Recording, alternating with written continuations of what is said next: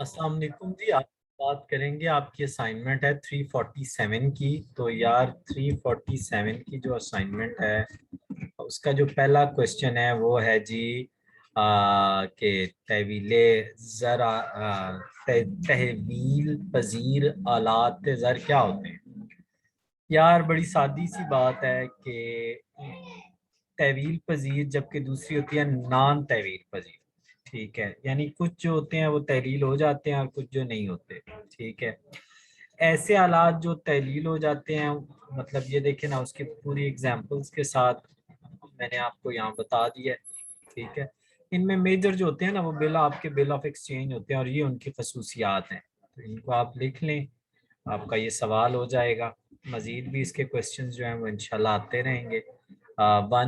1339140 और stats math की जो क्लासेस हैं वो हमने शुरू की हुई हैं, तो ऐसे स्टूडेंट्स जिनको वो चाहिए हों वो पढ़ सकते हैं।